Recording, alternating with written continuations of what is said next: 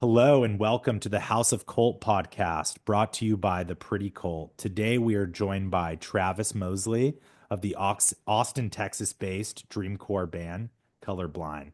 Thank you so much for joining today. Absolutely. Thanks for having me, man. Absolutely. Did I get your last name right? Is it Mosley? You got it right. You got it Okay, right. great. Okay, awesome. Yeah, Yeah. man. So obviously we're chatting here today because there's a lot of stuff coming from Colorblind. Some stuff you can reveal, some stuff you probably can't reveal yet. But, lots of exciting things are in the pipeline, it sounds like. So I really want to dive back into the origins of your story with music, the origins of the band, and sort of everything in between that sort of leads up to now. Yeah. Sort of my first question is, were you born and raised in Austin, Texas? Like, are you Texas born and raised guy? I mean, technically, yes. I was technically born in Houston and moved to Austin whenever I was like 2 years old. But my, my mom was born and raised in Austin. Like all of my roots and family are there, and I was raised there. So I guess I was raised in Austin, absolutely. So. Right on. Yeah, and growing up, like as a kid, what was some of the first music that you heard as a child that immediately resonated with you? Like, was it something being played in the house by your parents, siblings, Yeah. friends? What was that first thing for you? So I have pretty core memories of being, my dad was a drummer, and I remember being in the back of his Astro van, eating Twizzlers and like just being obsessed with Def Leppard. Um, Oh yeah.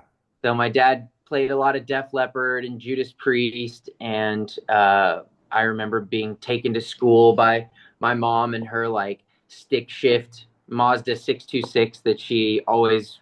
It was either like the Goo Goo Dolls or Elton John, a lot of that, and then from there, I found a lot of music from skate videos. I was like a big skate kid, so uh, that introduced me to like Muse. And at the same time that I was like finding out what Muse was, I was learning about like Tupac and Biggie and like just like a bunch of stuff. Like skate videos were a really cool introduction to music because it was just kind of like this giant, like just a bunch of different things. Yeah.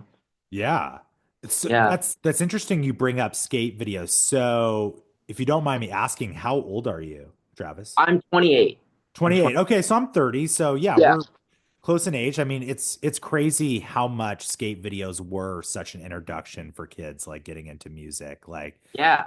even just, I mean, even back in like the CKY, like Viva La Bam days, Dude, getting exposed to so much of that. Like absolutely. Yeah. Yeah.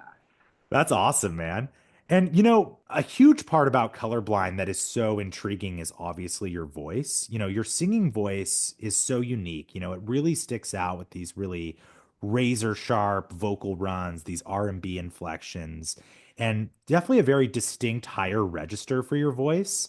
I sort of walk me through the moment you first kind of discovered your singing voice. Did you always know that you had this voice inside of you? And, were people around you kind of being like, Travis, like, you're actually a pretty good singer. Like, what are you doing with this? I I never really knew it until way later, I guess. Like I remember being told as a kid, like because I was just like loud and stuff, like I had it planted in my head that I was. People were like, "You need to be in a band, or you need to have some outlet because you're too fucking loud. Like you're just too."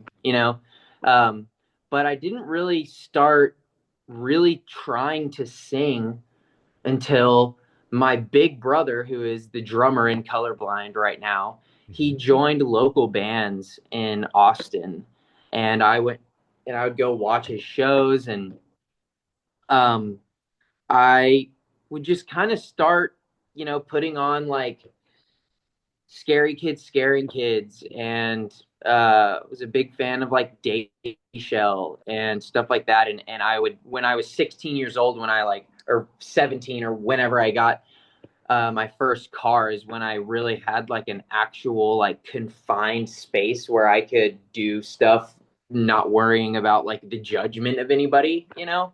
So I guess it was really about like 17 years old that I would just like fucking just sing super a lot in the car. I'd sing, and around at that time too, there's always instruments laying around at my house from whenever I was a kid to obviously when I was like 17 and older. I would I lived with my parents at the time, and my dad had a guitar out, and I would pick up, and I learned like Wicked Games by The Weekend and stuff like that. And it was just kind of this weird thing. It was like this big secret I had because it was this like weirdly like what's the word I'm looking for? Like intimate. Intimate, yeah. Yeah, and it was like this almost kind of embarrassing thing. Like I would get home from work and I would just like have to like sing, you know? And then like sometimes like somebody would walk in on me, like somebody would come home and they'd be like, "What are you doing? You're like sweaty and like singing in the living room. Like, are you all right?" And I'd be like, "Oh, I'm good. I'm going upstairs." Like, Yeah, you know what I mean? And so it was just kind of this weird thing that it felt like something I needed to do, you know? for sure. I mean, I feel like nobody can even, I mean, I can remember the most embarrassing moments of my youth, like first wanting to sing, like being walked in, like trying to be Adam Lazzara from Taking Back Sunday, like swinging the microphone and Yeah, stuff yeah, like yeah. that. And it's like the most embarrassing thing in the world. So I Yeah. totally understand that. But like, I mean, that's so crazy that you were sort of keeping this gift to yourself. And then it sounds like then your brother sort of encouraged you to be in this band and kind of explore your voice as a frontman for this band? Yeah, so what happened with that was I am this technically the second vocalist of Colorblind. Um, Originally, Colorblind rebranded to Colorblind. It was originally called The Night Of, and Okay. um, my brother was in that as well, and they parted ways with their singer. So the first singer of the band is on the first EP, Okay. uh, and then I came in at 2018, and that was another really weird experience because I was and still am really good friends with the ex vocalist of the band. His Hmm. name is Taylor, and super talented. And yeah, they parted ways for uh, I can't exactly remember the reasons. They're just a tiny uh, like local band at the time, you know. And then I had a voice. My had still never sang in front of my brother, and it was just kind of when that happened. It was like the only time that I was like, "This is like I have to do this." And so I showed my brother like a voice memo of me singing like a Frank Ocean song or something. Right on. I remember asking him like, "Dude, Tyler, look, like I can sing, like maybe I can audition for the band." And I remember him kind of having a look in his eye like, "Oh shit, like don't put me in this position to like have to tell you that you suck," you know? Yeah. And but then he heard me and he was like, "Oh, okay, yeah, well let's at least like get you in and like see what, you know, some stuff sounds like with your voice on it." And then I had a lot of learning to do from there because um just really trying to figure out how to take care of my voice, you know? Because sorry to go off on a giant No, rant. please. Um because like, you know, this music is super demanding on every register of my vocal capabilities. So Yeah. I can't afford to, for my voice to even be a little bit scratchy before a show. Like it has to be in like perfect condition like every time. And so for the first like 3 years or probably even more than that, I was horrible live. And I had to really figure out how to manage that because like I have such a sensitive voice. Like I sneezed wrong and my voice was fucked up for like 2 weeks. And like so it just yeah, going back to what I was saying earlier, from there it was a lot of learning. And I'm just kind of getting to the point where I can feel a little bit more confident and singing live, but it's definitely like a thing, you know? No, absolutely, man. I mean, truly, the vocals are so strong. I mean, they're so immediately like the first thing you notice, and it's so distinct. And I really love what you guys are doing with that, and it's really great to see. And it's crazy to think that this was something that you were initially nervous about sharing, your voice. Yeah, And it's like such a distinct part of the band's sound. And obviously we'll get into the dreamcore sound as well too. But is Colorblind your first band or were yeah, you in other bands? So wow, so first band. yeah.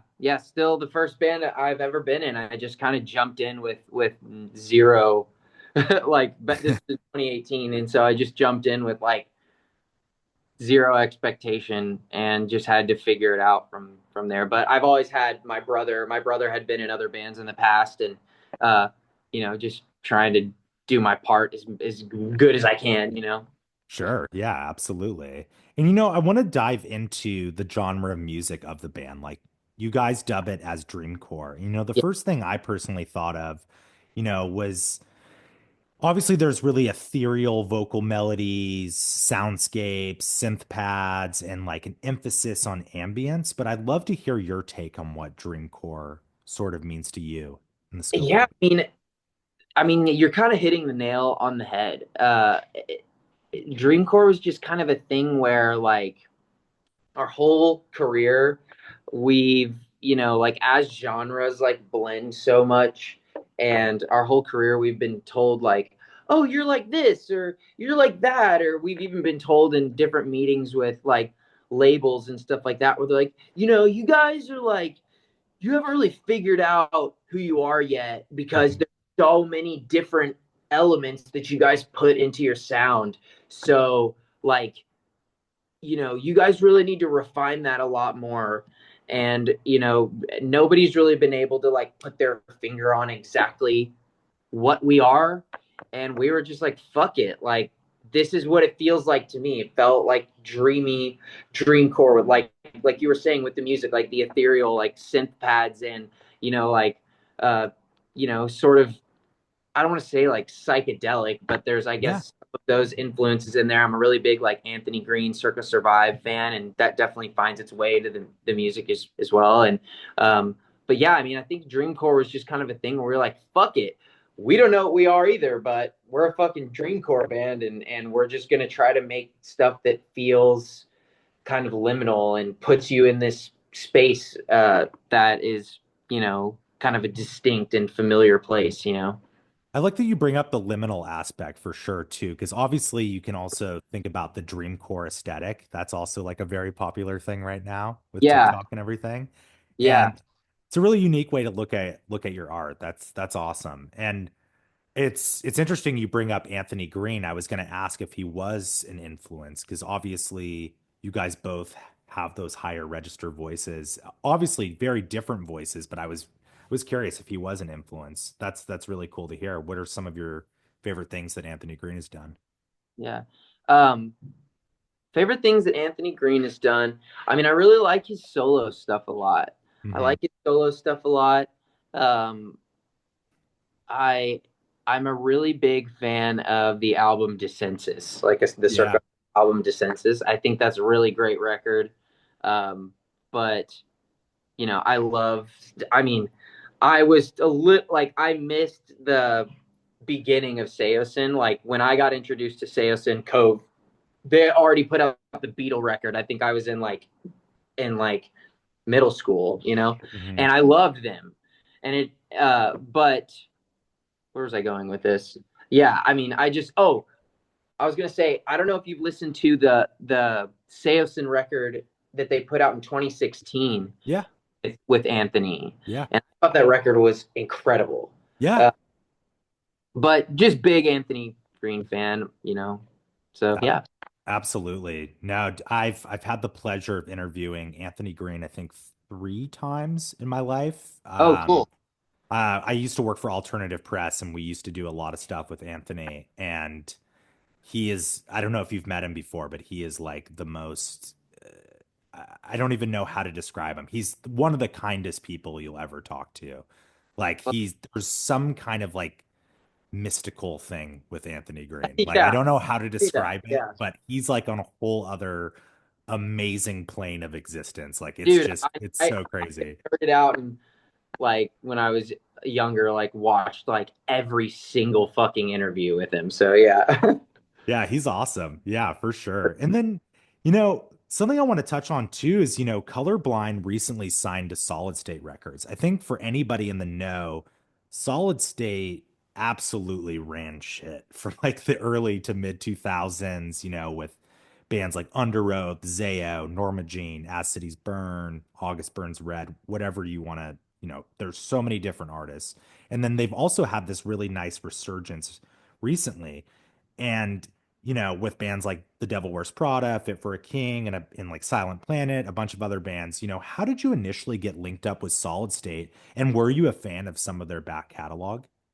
Oh, absolutely. We were a massive fan of all the bands, and we're very aware of all the stuff that they've been a part in, like Amberlin as well. We were big fans of Amberlin, and they reached out to us, and they were just like the nicest people on the planet, and they were like so like just believed in us in a different way than we've ever felt from anybody that we've ever talked to label wise. Hmm. And they trusted us in a different way, and their confidence in us as a band like gave us confidence in ourselves.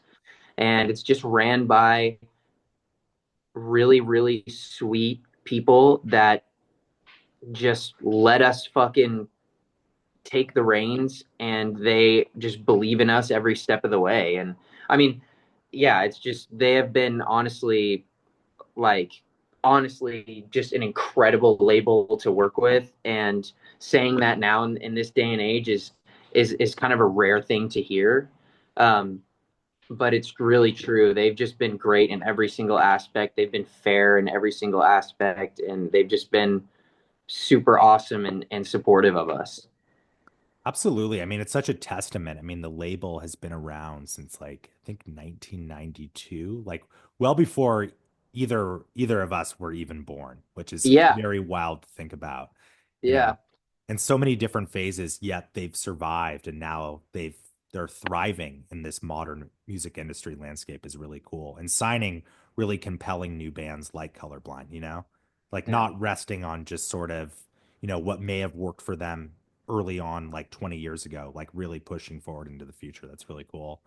yeah. Um, and your first release for the label was this past August for the single Needle Eye. Walk me through sort of the inspiration for this song, both lyrically and sonically. I understand this song has to do with, certain aspects of like toxic relationships and breaking cycles. And I sort of want to touch on that. And yeah, that would be great. Yeah. So Needle Eye, yeah, it was just kind of something that, you know, we were in the room, and kind of like we were just like spitballing vocal melodies over the chorus. And whenever it got to the spot where we were going like needle eye, like we just kept saying needle eye, and we were like needle eye, and like it just kind of dropped out of the sky like for that. Yeah. And we kind of just started kind of thinking around that, and yeah, the song ended up kind of, yeah, I mean, you hit the nail on the head. I mean, the song is about just kind of finding yourself in the same cycle of uh just like going to people, and just I don't know, it's just about like having these cycles in relationships of toxicness, and having a hard way of like finding your way out of it. Absolutely. And like it also seems like you're doing a lot of self-reflection within the song as well too, like seeing like how like maybe you're playing a part in some of those toxic traits and maybe the other person as well too. Did it Yeah, feel very freeing to sort of examine yourself from the inside? yeah, but also kind of a scary thing to do, to like hold Yeah. that up and have to admit to yourself when you've you know done something. Yeah, absolutely. And another aspect of the song is, it's racked up, well over 1 million streams globally. When you finished this song, did you realize that you had something really special, or did it kind of take you a moment to sort of I think realize the impact? we could definitely feel it in the session. We Yeah. were really happy with what was happening, and we could definitely feel it in the moment that we had a special song on our hands. And when we brought it over to the label, everybody was just as excited on it as we were. It was also a song that was written alongside a few others that are on the album as well. So uh, yeah, I mean, it was cool. It was definitely something that we knew was special. Absolutely. And you mentioned, a new album. I know nothing has been announced yet, but it does sound like this is heading towards, a full-length body of work, you would say? Yep. Yeah, Yeah. yeah. We are finished. We're finished with the album, and now it's just time to start getting everything rolled out for it. And it's our first album as a band. We've only done like EPs and stuff Hmm. like that, and it was just the coolest experience. Like getting to do that. Like we blocked out like 2 months and just locked ourselves up in a cave and just wrote the best shit we possibly could, you know. And it was like the fastest 2 months of my life. It felt like 2 weeks. It was crazy. That's awesome. Which producer did you guys work with for this We album? worked with Curtis Martin. Okay, right Yeah, on. That's yeah, awesome. yeah, It's crazy, that they say it's like the cliche, like you have your entire life to write your first record. Are you sort of feeling that when in the back of your mind, going yeah, into this record? yeah. I mean, there was just like I don't know. I mean, we wrote so many songs and we dove like so deep, and there was a lot of things that I didn't think that I was going to touch on uh, in the album that we did. And I don't know, we just made some really special songs that we're just incredibly proud of. We're like internally like arguing like, no man, this song needs to come out first, and like, no, this one does, and like we're Yeah. just so excited on which ones we need to put out because like we just have so many songs that like we're extremely proud of. So we're really excited to get it out. That's awesome. Yeah. In the meantime, while we're waiting for the album, you also dove into, more collaboration stuff, especially with Echo on the track Haunted. I Yeah. feel like this was sort of a match made in heaven, because like the top line you supply over the song, the way it's juxtaposed with the rap parts feels very fluid and it's very infectious. And I'm curious how you two linked up for this. And do you see yourself lending your voice to more artists in the future in this kind of capacity? Yeah, dude, that was so fun. Like Echo, so that was during we were writing the album, and Echo just happened to be in town, and he came through and he had this song like already written, and he just needed a hook on it. And so we just sat there and had the hook done in about, I don't know, 3 or 4 hours, and we just ripped the vocals on it and went. But it was like the lyrics that he was talking about, were just like really deep and personal things that were like, I don't know, inspiring to like be that vulnerable, in that situation. And yeah, so it was just really, I mean, he has so much emotion and things in his music that it was pretty quick and easy to like get a chorus done over something like that because there was so much in it already. Yeah.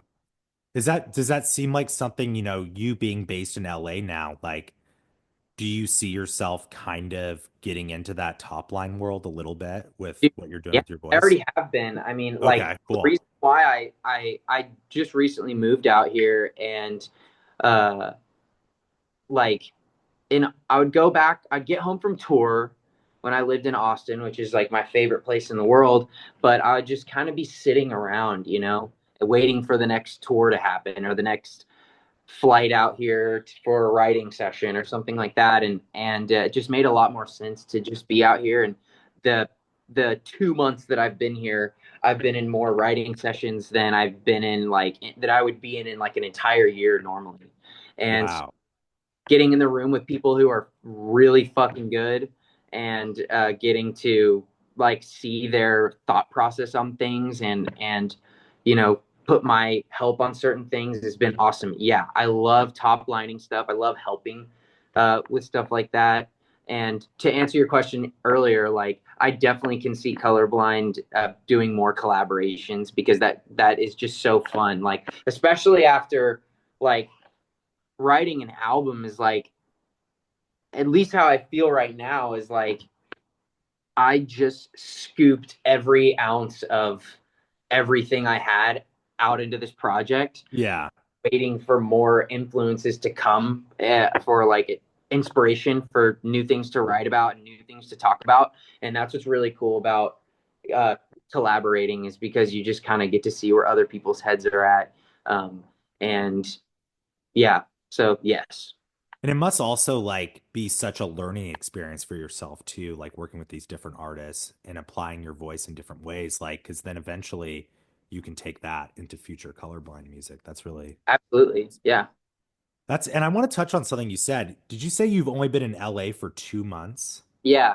Yeah. How do you feel you're adjusting? I mean, that's a huge move. It's a little weird. It's definitely like LA is not my home, or it doesn't feel like, Austin. You know what I mean? It takes 5 years, they say, to get used Yeah. to LA. But I mean, my girlfriend lives here, and so that's like a big part of my that feels like home that's Yeah. here. So now it's honestly this really weird. I feel like I'm split in half because I love being at home, but if it's away from my girlfriend that feels like home, then it's never it's like I'll always have a bit of homesickness no matter where I am now. Uh, Wow. and so it's definitely like a weird thing to get used to, but I love LA so far. It's treated me really great. People here have been great to me. Um, and it's a little bit of an adjustment, but I think that like I already had a pretty solid group of friends here moving out here, so it really felt kind of like a seamless thing.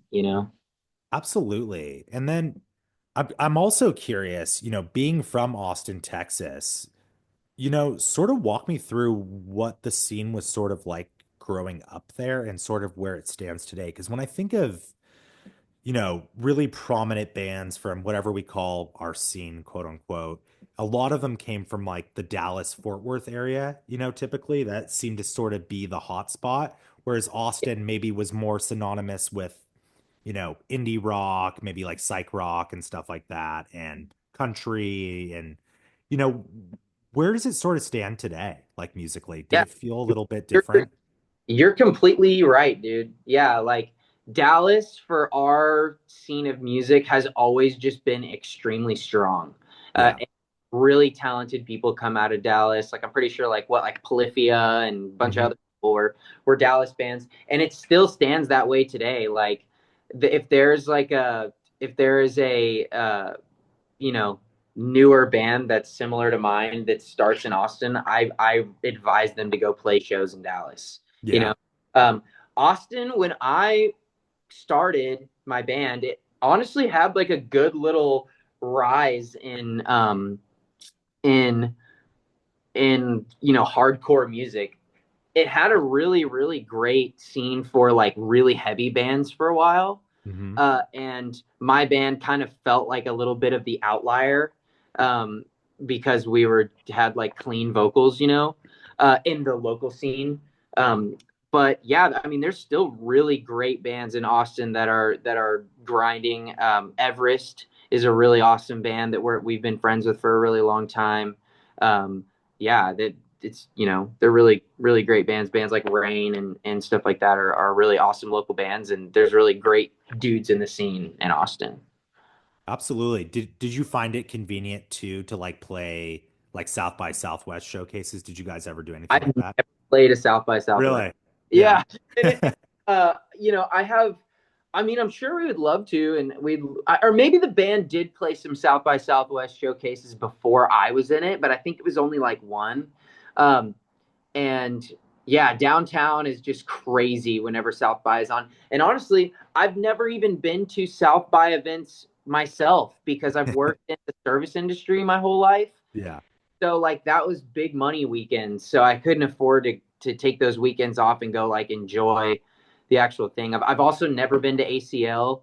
Wow. It's just weird, but I haven't indulged in the really cool Austin events, and I would love to at some point. But I think that that will come whenever the opportunity, whenever it's supposed to. For sure. Yeah, and just, a couple more things. I want to touch on your yet to be announced single, I believe, Car Crash. Yes. Walk me through this track. This is definitely my favorite thing I've heard from Colorblind so far. Oh, And it's dude. it's awesome, man. So Yeah. walk me through this track. Well, okay. So I was, um, me and Curtis were working on the colorblind stuff, and so we got like really cool. And Kurt started working with Matt McAndrew from Rain City Drive, Oh, cool. and Car Crash was originally a demo that Matt and Kurt were working on. And I remember I had talked to Kurt a lot about wanting to come in and be a part of writing sessions and stuff like that. And so he would like update me with um, like demos that he did that day or something. Mhm. And I remember him and Matt did that song, and I was like freaking out about it. I was like, "Oh my god, Car Crash is the sickest song ever!" And it just came down to where like we didn't really hear much back from, or Kurt didn't really hear much back from Matt if Rain City Drive was going to use that song or not, or how that was going to happen. Um, and I just like begged Kurt to like follow up with him as much as possible because if they weren't going to use that song, I really wanted to do my thing on it because I just thought that hook was incredible. And so for the album, we had Matt come back in and he gave us the green light and we finished the song with Matt and it turned into a colorblind song. And I love that song. That's awesome. So you actually had Matt from Rain City work on the song with you as well. Yeah, That's awesome. yeah, yeah. And you guys were obviously fans of Rain City Drive Oh as yeah, I've been huge fans. I actually did some vocal coaching with Matt, uh, well. Wow. like 2020 or something. So that guy's an incredible singer. He's incredible, like just has incredible control and understanding of his own instrument.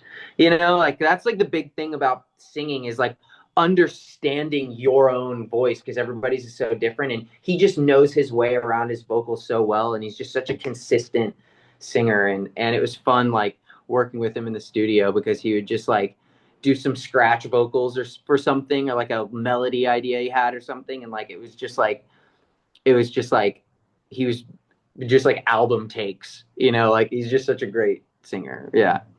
That's awesome. In leading into this new record that, you're going to put out, I think likely pretty soon here in Yeah. 2025.